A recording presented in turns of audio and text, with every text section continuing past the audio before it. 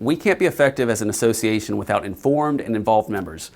Both in helping us develop our policy positions and in engaging in the legislative process, ASA member involvement is critical to what we do. And it's really not that hard.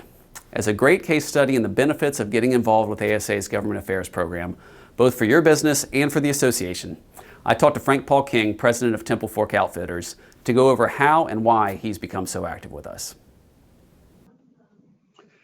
All right. Well, hi, everyone, and welcome.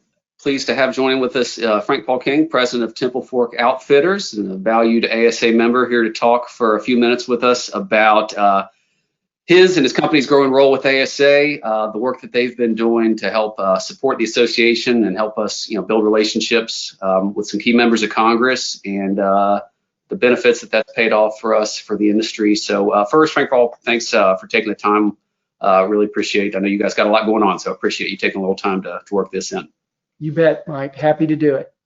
So we first met back in 2017, I guess, at least as far back as I can remember. I was certainly familiar with the brand Temple Fork, but at that time, it's sort of been a long-standing thing we've been working on, is matching up ASA members with key members of Congress that we work on, and trying to help cultivate those relationships. So rather than it just being ASA talking to these folks, for these members of Congress to understand that there's folks back in their district that we represent who are employing folks and supporting the recreational fishing industry, and help build that message that they understand the importance of this industry. And your member of Congress is certainly a valuable one for us. It's Congressman Mark Veazey, who represents you all there in the Dallas-Fort Worth area, and is really involved in the Congressional Sportsmen's Caucus, the chair of that, and has been really active with hunting and fishing issues in his time in Congress. So certainly a relationship we've wanted to keep building. So yeah, back in 2017, we started with him coming and doing a site visit,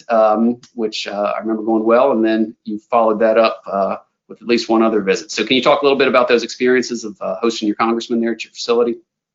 Sure. So, when you first called us, TFO had never had any experience at all in the government affairs space. And it was just fortuitous that Mark was our representative here in Dallas. And he came out, and it was absolutely my first exposure to him or any legislator.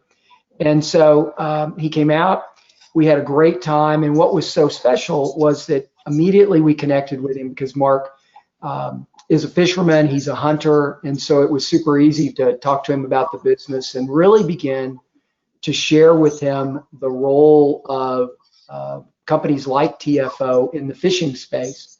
And ultimately what that turned into was Mark has a program where once a month or once a quarter, he goes out and he works on site at his constituents' businesses. And so last year, Mark came out and spent a day with us, worked in several parts of our business, including customer service and out in the warehouse and warranty repair, and ultimately had lunch with all of our employees, which was super special, because virtually all of our employees are also his constituents. And so it was a great opportunity to cement the relationship, not just in an industry way, but in a very personal way. And so as a result, we've maintained a great relationship with him and value him as both a friend and a supporter of the fishing industry.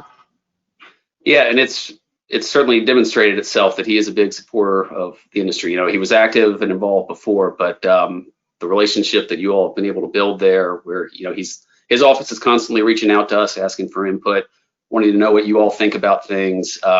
He's been a champion of several bills we've worked on, most notably this National Fish Habitat Partnership bill that actually just passed the House yesterday. And I think him championing that effort and understanding the connection it has back to folks like you all in the district, that always helps us in getting these things across the finish line.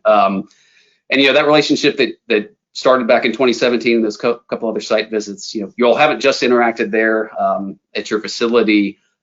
You had the privilege of coming up to DC back in the winter, and Congressman Veazey also serves on the Small Business Committee, and they held a hearing to understand some of the challenges, opportunities facing small businesses in the outdoor recreation sector. And you were invited to testify before Congress. So talk a little bit about what that experience was like. Probably your first time getting that type of invitation? Sure. So one, regardless of how you feel about Washington, regardless of how your political persuasions lead you, the opportunity to go up and testify was a huge honor and really great fun. And it was great fun because it was a platform to share with a group of lawmakers the role that the outdoor rec industry plays in the broader economy.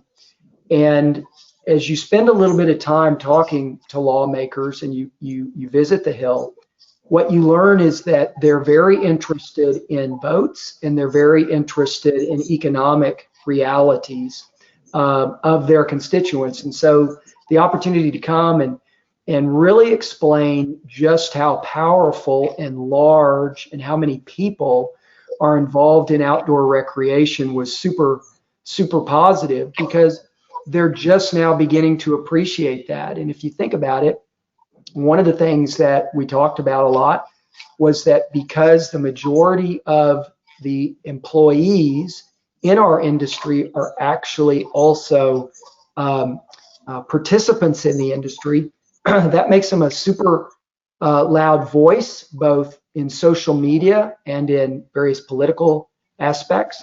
And so Washington takes note of that, right? Because it's economically large and it's got a lot of voters. So I think it was great fun to go up and talk. And I came away feeling like myself and the other folks that had testified did a really good job of saying this is an industry that you need to pay attention to. And I think the lawmakers, will pay attention as a result, which is positive. Yeah, and I think that hearing was, further building this case that we've been making over the last few years, and starting to actually get folks' attention that this outdoor recreation sector isn't just about fun; it's about jobs and economic impact. 2.2% of GDP in this sector. That's starting to raise some eyebrows, and you get taken a little bit more seriously when people get past the fun side of it and understand the economics. And it's a case we're going to continue making. But Frank, Paul, since we first met, in addition to the stuff we've done with Congressman Veazey, you've gotten really active and really dove in, getting involved with ASA. You serve on our Government Affairs Committee. You're involved with our Sport Fishing PAC. You've, as we've talked about, visited Washington, D.C. a few times. What value are you seeing? I mean, you've got a lot of other stuff going on there. You've got a company to run. To devote that level of time and energy to working with this association, what drives you to do that? What benefits do you see in getting active and engaged in that way? I think it's really important to say up front that I had absolutely no experience in government affairs when you first came to visit in 2017. And that when we first met Representative Veazey, what became very apparent is that if you're not sharing your voice, if you're not talking to the folks that actually make laws, then they're making laws without your input. And so you were kind enough to say, hey, gosh, you know at least one congressman now, why don't you come on the Government Affairs Committee? And I remember distinctly that at some point before our first summit meeting, you sent to me, or you sent to all the Government Affairs Committee members, a package of those things that we were going to focus on. And I got this package and it had 67 items that Government Affairs was working on, and those were just affairs at a national level.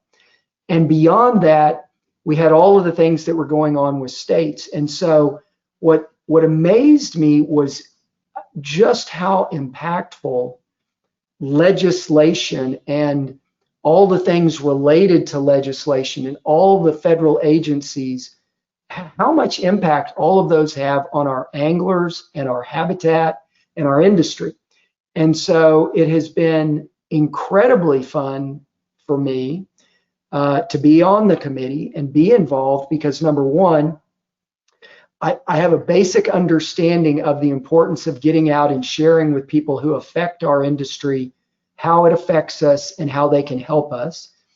And then the outcome of that has been, as you mentioned a minute ago, Mike, is that just in the short time that I've been involved, I've seen legislation go from, hey, maybe this will come about, it's something that would be good for us, to legislation being passed. And I think, the other big takeaway I'd share is that regardless of how intractable or dysfunctional we can be led to believe Washington is, the truth is legislation is getting passed, and laws are getting made, and decisions are happening that do affect us as anglers, do affect our customers, do affect our businesses. And so, one area that ASA is absolutely, I think, having a positive impact is in its ability to say, hey, here's how you, congressman, you, senator, you, committee member, you, agency, can help us. And I know from personal experience that that gets the job done, and it moves the ball in our direction. So, I'm happy to just play a super small role, but I know it's one that's helping out, and it's been positive for me. Yeah, well, I appreciate all those insights. You're exactly right that things are trending in a good direction. We still got a lot of challenges, opportunities ahead of us, but the work we do as staff wouldn't be possible without support, guidance, and folks like you. The more of that participation we get from the industry, the more it helps us, guide us in the right direction and get us more of those credible voices out there who understand the issues and understand the value of engaging. You all are infinitely better lobbyists than we are because you are real life constituents and voters, and employ folks that are voters as well. And those are the voices we need, and the credibility, and not only in that sort of outward engagement with the policymakers, but also in making sure we're heading in the right direction. So it's been great cultivating this relationship, and I appreciate that you see that value too, and look forward to keeping it going for the years to come, and hopefully get more of this stuff across the finish line that we keep working on. So Frank Paul, appreciate your time, appreciate those thoughts, and let's hope more folks in the industry follow your lead and step up in the same way that you have. Thank you. Appreciate it. All right, thanks. So as you just heard from Frank Paul, there are lots of ways ASA members can get involved with the issues that affect your business. To make it even easier for you to learn how, we have an advocacy toolbox on our website, which you can find at this URL. This toolbox lists ways you can help. This includes signing up for Keep America Fishing, where you'll receive news and alerts on all the policy issues and how you can help. Be sure to take action on our alerts and share them with your employees, customers, friends, and family. We're also on social media, so connect with us on Facebook, Twitter, Instagram, and YouTube. We're constantly sharing information there so you can help get informed and help us spread the word.